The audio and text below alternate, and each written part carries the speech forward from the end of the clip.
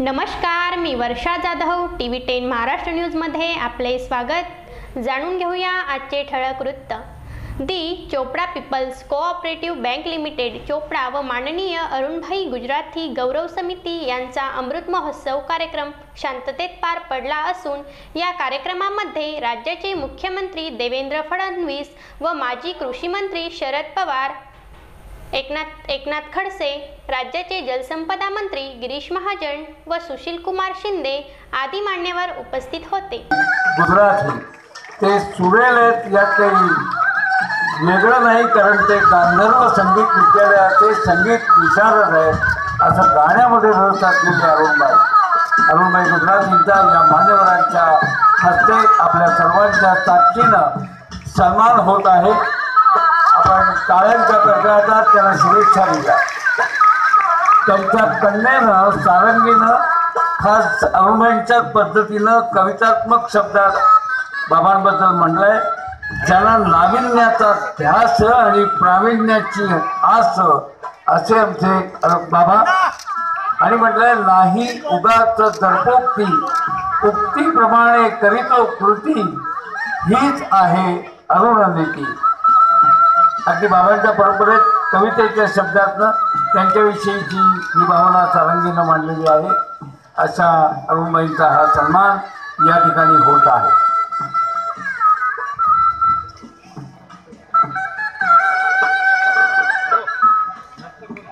बाजूला व्हायला पाहिजे ना यार, कारण दिल्याने त्यांनी बाजूला व्हायला पाहिजे.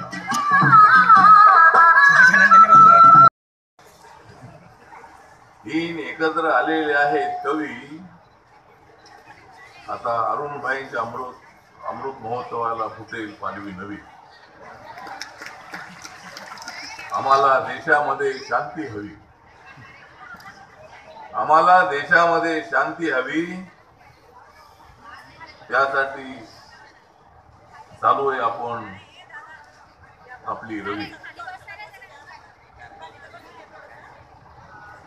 आज या ठिकाणी सर्वांचे लाडके नेते शरदचंद्र पवारजी यांच्या अध्यक्षतेखाली हा एक आगळा वेगळा अशा पद्धतीचा सोहळा अरुणभाईंचा अमृत महोत्सव, त्याचबरोबर दी चोपडा पीपल्स कोऑपरेटिव्ह बँकेचा अमृत महोत्सव हा या ठिकाणी चोपडा या ठिकाणी संपन्न होत आहे. महाराष्ट्राचे लाडके मुख्यमंत्री देवेंद्रजी फडणवीस प्रयत्न ते करत होते, पण ते मी या सगळ्या विषयात जात नाही. अनेक वक्त्याने बोलायचं वेळ अधिक झाला, पण एक प्रश्न जो आमच्या राज्याच्या पुढे आहेत आणि माननीय शरदरावजी पवार इथं आहेत, माननीय मुख्यमंत्री आहेत, दोघांना मी आग्रह. या सोहळ्याचे अध्यक्ष आपल्या सगळ्यांचे लाडके नेते आदरणीय शरदचंद्रजी पवार साहेब, देशाचे माजी कृषी मंत्री, राष्ट्रवादी पक्षाचे राष्ट्राध्यक्ष यांच्या अध्यक्षतेखाली हा सोहळा या ठिकाणी पार पडतो आहे. आणि त्यावेळेला आपण एम्प्लॉयमेंट गॅरंटी स्कीमचे आपण राज्यमंत्री होतात. मला आता लागल्यासारखं वाटायचं. तुमच्यासारखा एवढा अनुभवी माणूस, तुमच्यासारखा अत्यंत ऍक्टिव्ह असणारा अशा पद्धतीचा माणूस, पण त्यावेळेला सुरुवातीला आपल्याला ते राज्यमंत्रीपद मिळालेलं असलं तरी पवार साहेबांचा तुमच्यावर फार मोठा विश्वास होता.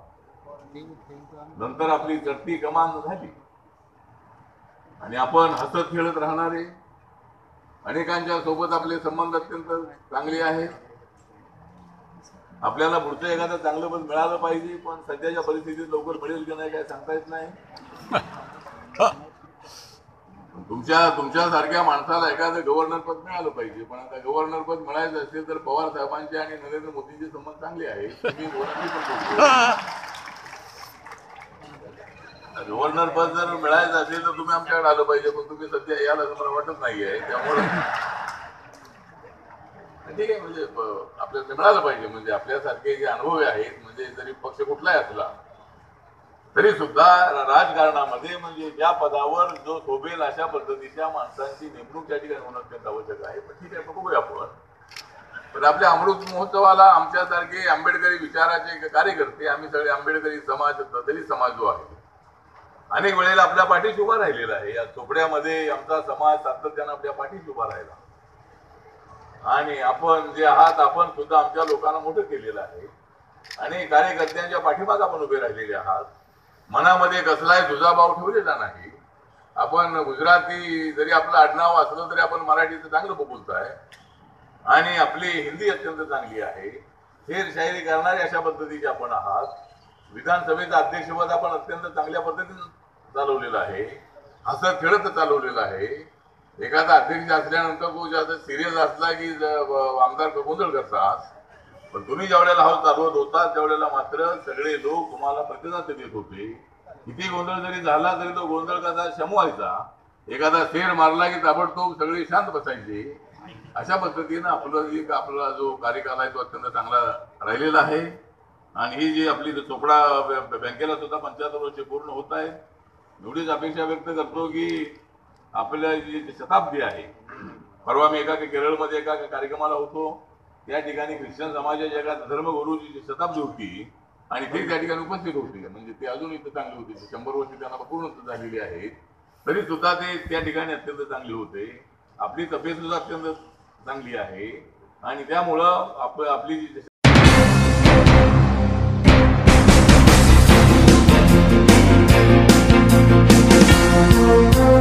महाराष्ट्र राज्य शैक्षणिक व प्रशिक्षण परिषद पुणे यांनी प्राथमिक शिक्षण अभ्यासक्रम 2004 मध्ये म्हटले आहे की राष्ट्रीय शैक्षणिक धोरणानुसार हसत खेळत शिक्षणाचा मूलमंत्र लक्षात घेऊन नवीन शैक्षणिक धोरणाकडे पाहिले जाते.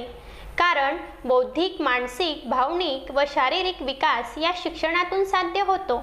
समाजातील नैतिक व सांस्कृतिक मूल्य रुजविण्याचे काम कला शारीरिक शिक्षणातून होते. अशा प्रकारे या विषयांना अधिक महत्त्व देण्याचं धोरण असताना प्रत्यक्षात मात्र या विषयांच्या तासिका निम्म्या कमी केल्या असल्याने पर्यायाने विद्यार्थ्यांचे प्रचंड शैक्षणिक नुकसान होत आहे. तर आपण आहोत जळगाव शहरामध्ये आणि जळगाव शहरामध्ये कलेक्टर ऑफिस समोर जळगाव जिल्हा कला शारीरिक व शिक्षक समन्वय समिती यांच्यातर्फे एक आंदोलन केले जाते. त्यांच्यावरती जे तासिकांचं जे नवीन एक परिपत्रक आलं आहे आणि त्यानुसार त्यांच्यावरती वेगवेगळे बंधनं जी आहे ती शासनाकडून लादली जात आहेत. त्याबद्दल या समन्वय समितीचे सहयोगी संघटना आहे त्याचे जे निमंत्रक आहेत बिरुड सर, त्यांच्याकडून जाणून घेऊया त्यांच्या काय मागण्या आहेत. सर, आपल्या काय मागण्या आहेत?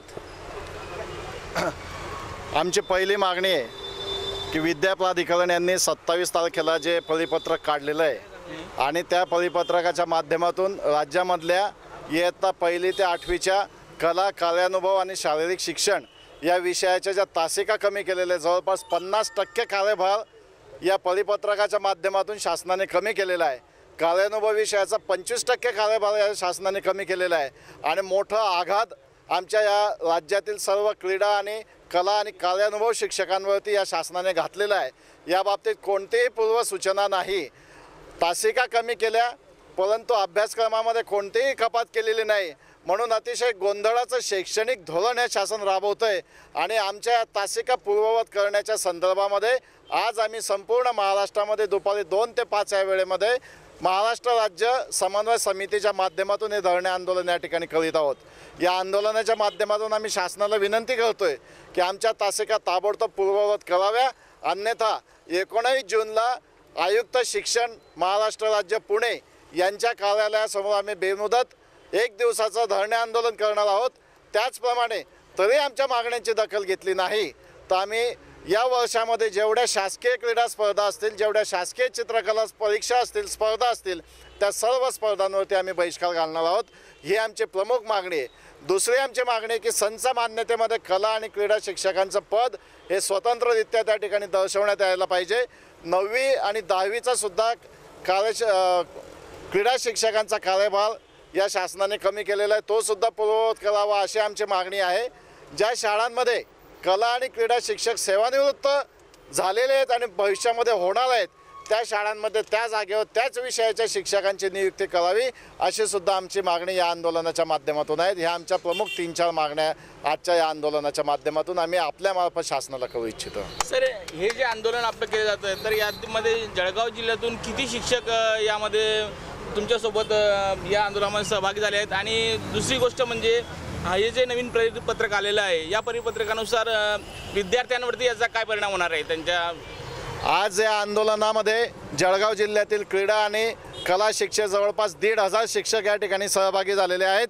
आणि या परिपत्रक जर शासनाने मागे घेतलं नाही तर शिक्षणामधला जो आनंद आहे कलेच्या माध्यमातून आणि खेळाच्या माध्यमातून मिळणारा शासन या विद्यार्थ्यांचा तो आनंद हिरावून घेणार आहे. 1988चं जे राष्ट्रीय शैक्षणिक धोरण आहे त्या राष्ट्रीय शैक्षणिक धोरणामध्ये कला, क्रीडा आणि कार्यानुभव विषयाला महत्त्वाचं असं स्थान दिलेलं आहे. अभ्यासक्रमामध्ये या विषयांना 8% वेटेज दिलेलं आहे. 8% वेटेजनुसार या विषयांना 4 तास एका आठवड्याला द्यायला पाहिजे. परंतु शासनाने हा निर्णय घेऊन अतिशय विद्यार्थ्यांवरती अन्याय करतोय असं माझं या ठिकाणी मत आहे आणि याचा विपरीत परिणाम विद्यार्थ्यांवरती होणार आहे. सरांनी सांगितल्यानुसार हे जे परिपत्रक आलेलं आहे आणि या परिपत्रकानुसार जसं महाराष्ट्र शासन म्हणतं की विद्यार्थ्यांना कला शिक्षण हे मिळालं पाहिजे आणि त्यांचे कला आणि त्यांच्या कलागुणांना वाव मिळाला पाहिजे, हे फक्त बोललं जातं. आणि जे शिक्षक आहेत, जे कला आणि शिक्षक त्यांना शिकवू पाहतात किंवा त्यानुसार ते शिकतात, त्या शिक्षकांवरतीच एक हे परिपत्रक काढून एक गदा आणण्याचं काम केलं जात आहे. तर यांच्या मागण्यांचा शासनाने पुरवठा करणे बंधनकारक आहे. यासाठी आपण इथे आलेला सर्व शिक्षक इथे आलेले आहेत, तरी त्यांच्या मागण्या पूर्ण व्हाव्यात अशी बिरुड सरांनी आता मागणी केलेली आहेत. जे नवीन जे परिपत्रक आलं शासनाचं त्याच्यामध्ये कला आणि क्रीडाचे जे 50% कार्यभार हा कमी होणार आहे. पु ल देशपांडेंचं असं म्हणणं आहे की शिक्षण हे जगणं शिकवतं आणि कसं जगावं यासाठी कला आणि क्रीडा खूप महत्त्वाची आहे. आणि या सरकारने कलेचे आणि क्रीडेचे तासिका हे कमी करण्याचं धोरण आखलेलं आहे. शासन हे काय करत आहे, हळूहळू शिक्षण हे कसं कमी करता येईल, बहुजनांचं शिक्षण कसं बंद करता येईल याकडे सर्व धोरण या शासनाचं दिसून येत आहे. मुंबईमध्ये, पुणे आणि नागपूर या ठिकाणी रात्रशाळा आहेत बघा. रात्रशाळा बंद करण्याचं सुद्धा धोरण या शासनाने अवलंबिलेलं आहे. म्हणजे थोडक्यात बहुजनांचं शिक्षण कसं नष्ट करता येईल हेच धोरण या सरकारचं दिसून येत आहे.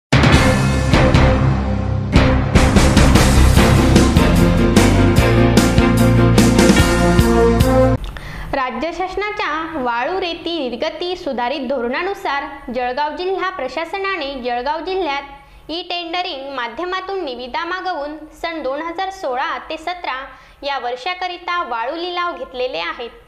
त्यानुसार जिल्ह्यातील वाळू गटाचे लिलाव मंजूर झालेल्या ठेकेदार यांच्याकडून प्रशासनाकडून बारकोडिंग करण्यासाठी परवाना पावती आम्ही नियमानुसार वाळू वाहतूक करीत आहोत. मात्र मागील काही दिवसांपासून अवैध वाळू वाहतूक करणाऱ्यांवर जिल्हा प्रशासनाकडून दंडात्मक व वाहन जप्तीची कारवाई करण्यात येत आहे.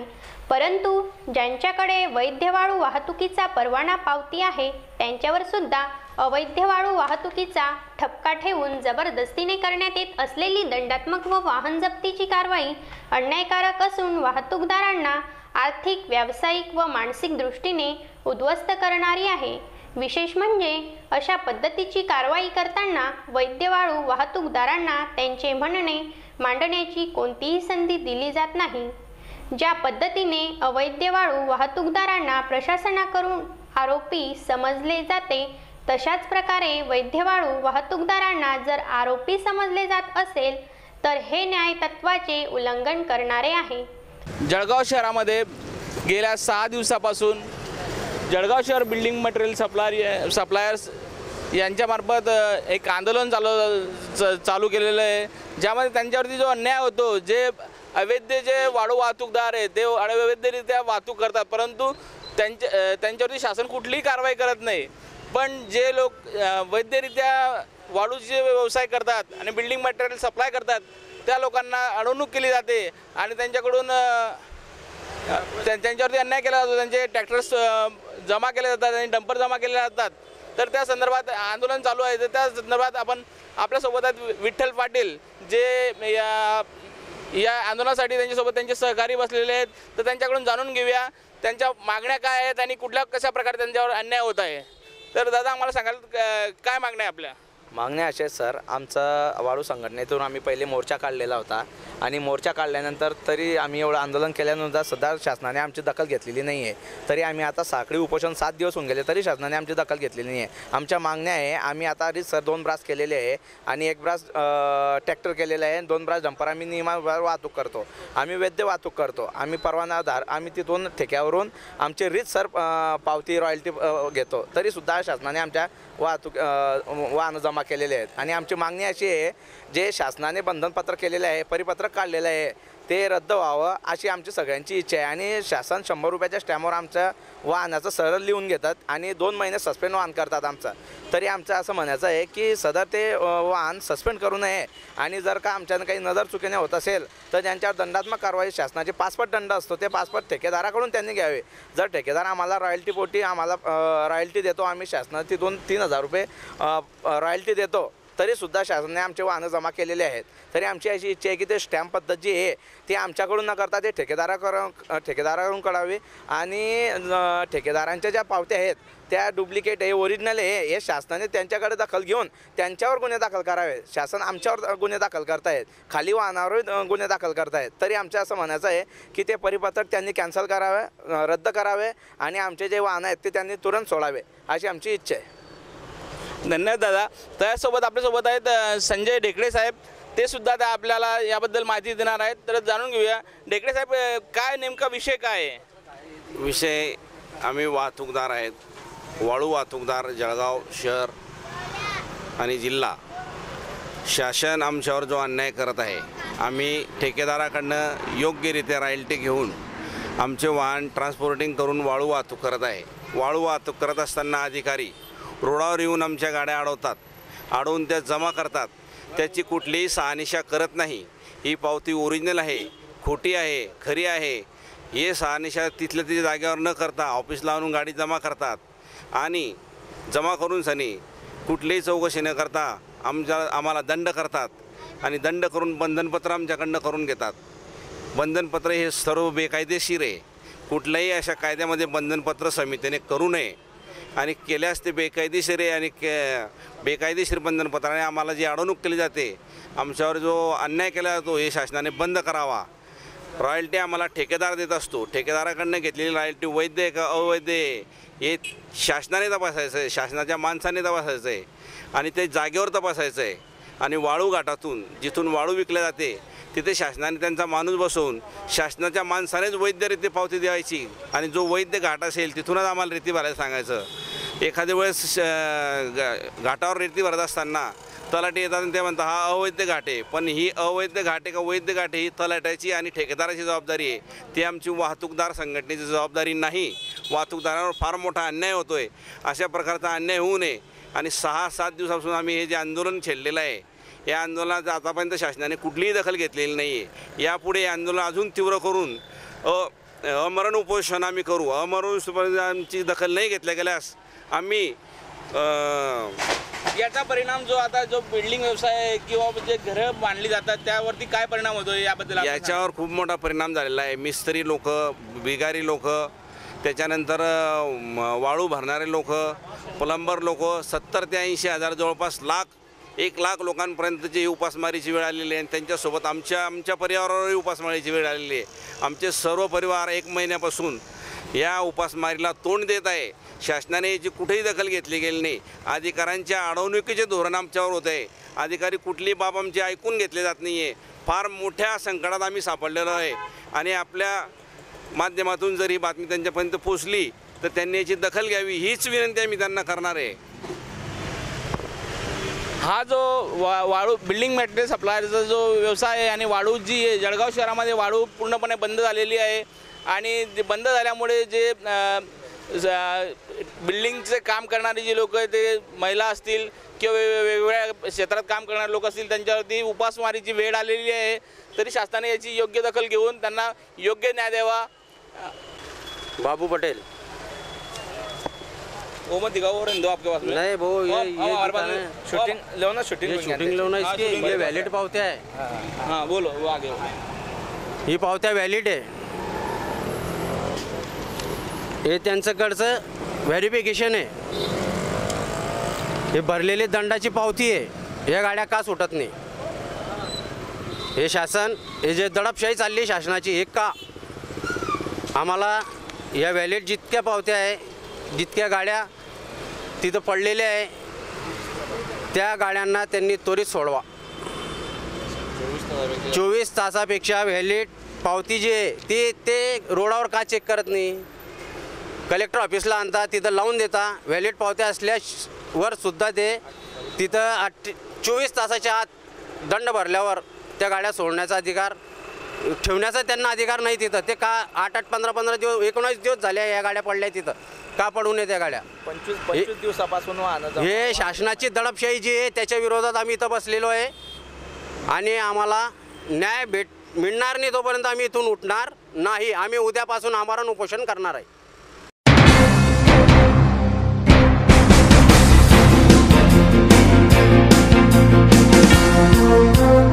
नाशिक येथील आदिशक्ती श्री सप्तशृंगी देवीचे दर्शन सुलभ व्हावे यासाठी गडावर फ्रान्सच्या तंत्रज्ञानावर आधारित फ्युनिक्युलर ट्रॉली चालू केली आहे. भाविकांना अवघ्या 3 मिनिटात सप्तशृंगी देवीचे दर्शन घेता येणार आहे. फ्युनिक्युलर ट्रॉली हा देशातील पहिला महत्त्वाकांक्षी प्रकल्प मानला जात आहे.